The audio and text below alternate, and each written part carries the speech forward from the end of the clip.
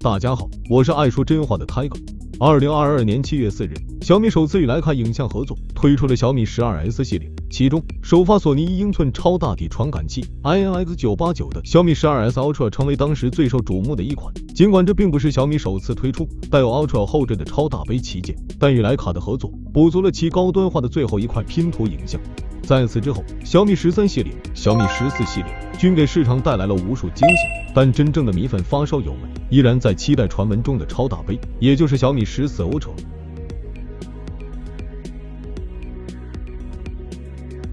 小米14 Ultra 手机现身 Geekbench 4跑分库，配备 16GB 内存，高通骁龙8 Gen 3处理器，运行最新安卓14系统。根据 Geekbench 4跑分库页面信息，单核成绩为9317分，多核成绩为26523分。本次现身 Geekbench 4跑分库的小米14 Ultra 手机型号为 24030PN 60G， 为国际版版本。此外，小米针对大陆市场推出的型号为 24030PN 60C， 前缀2403，暗示该机将于今年3月发布。影像维度，根据爆料，小米14 Ultra 采用了5000万像素4摄的方案，主摄是索尼 LYT900 传感器，配备 f1.63 至 f4.0 多档可变光圈、超广角和2颗长焦的配置，目前还没有曝光，大概率会是小米13 Ultra 上 IMX858 的改进版。在续航方面，小米14 Ultra 配备5180毫安时的电池，支持90瓦有线快充和50瓦无线快充，属于中规中矩的水平。关于小米14 Ultra 屏幕的具体细节，目前尚未有确切的信息，但据预测 2K 分辨率应该是没跑了，并且也会有和小米14 Pro 相同的等深4维曲屏。在此基础上，如果是三星的1.7屏幕，那将会是绝杀。外观方面，小米14 Ultra 的设计与上一代相比不会有太大变化，这主要是由于其复杂的影像配置所限。为了容纳如此庞大的相机模组，除了三星剑走偏锋以外，大多数品牌都选择了中置摄像头布局。而在手感方面，小米14 Ultra 相比前代会有较大改进。此外，小米14 Ultra 还新增了玻璃机身版本，不再仅限于素皮材质。综上可见，小米14 Ultra 的处理器、屏幕、外观的更新都属于常规的迭代。尽管依托骁龙8 Gen 3芯片性能显著增强，且采用了更先进的影像传感器，但整体配置似乎没有和14 Pro 拉开特别大的差距。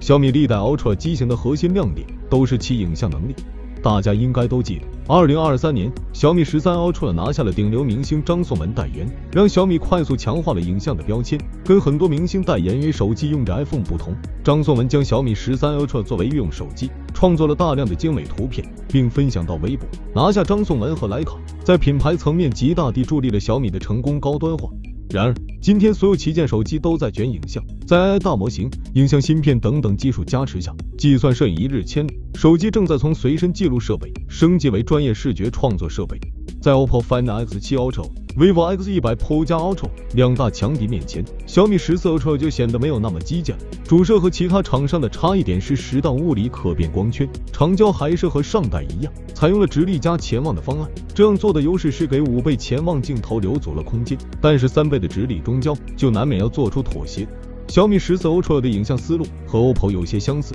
只是小米优先潜望长焦的成像质量，而 OPPO 则优先考虑中焦的成像质量，在6倍长焦上做出了妥协。如果小米这一代的传感器没有更换，只是在原来的基础上继续打磨，那就只能在别的地方整活，比如双长焦微距、可变光圈，还有类似小米13 Ultra 上的摄影套装等等。其实在过去很长一段的时间里，无论是白天还是夜景，手机摄影都普遍追求让画面更亮，因而可用暗部细节和画面亮度来鉴别手机的摄影的好坏。然而，这种工业化的算法套路实际上与摄影艺术的精髓相悖。当然，正如前文所言，手机影像工业化是大势所趋，可以成为视觉创作工具，正是 iPhone 所长。反观小米在13 Ultra 的发布会上，主持人仪表示要摒弃手机摄影中的数码位。所谓的数码位就是上面提到过度的算法介入，导致缺失了真实的画面。可预见，在大模型技术的作图能力更强大后，这样的算法介入只会更多、更深、更智能，将不只是拍月亮生成一个环形山这样简单。但小米似乎想跟苹果一样去算法。在与徕卡合作之后，小米首次树立了自己独特的影像理念，不再盲目追随潮流。它从迎合大众对摄影的传统审美，转向引导大众审美，并且走上了以影调为主的道路，更注重表达真实世界的空间感和立体感，这才是小米打出差异化的一张底牌。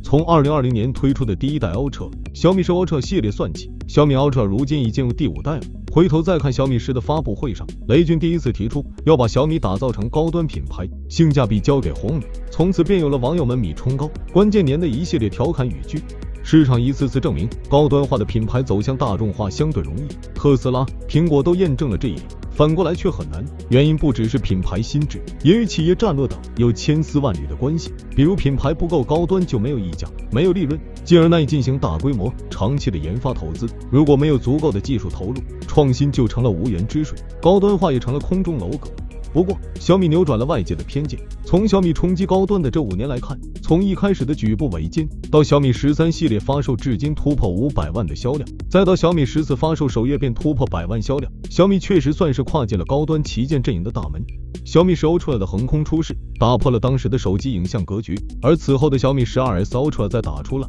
和徕卡的联名这张牌，像一条鲶鱼般刺激着当时躺平的手机市场。再到小米13 Ultra， 小米的冲高之路似乎也更稳了。相比小米12S Ultra， 它少了一些不确定性，多了一分从容，把徕卡硬调玩的游刃有余，也彻底把小米和徕卡绑定在了一起。徕卡自带的高端影像光环也应给到了小米身上。真正的高端产品，使用顶级硬件是最基本的要求，除了堆料够狠外，更需要足够的创新，以及塑造高端的品牌形象和格调。小米拿下的市场，更科学的说法是中高端，或者说高端偏中市场。在小米为5000多的14系列卖得好而庆贺时，苹果、三星高端旗舰已逼近万元。这样看，小米高端化任重道远，小米14 Ultra 肩负的担子还是很重。你期待小米14 Ultra 吗？欢迎在评论区留言。想了解更多数码资讯，记得关注我们的频道。我们下期再见。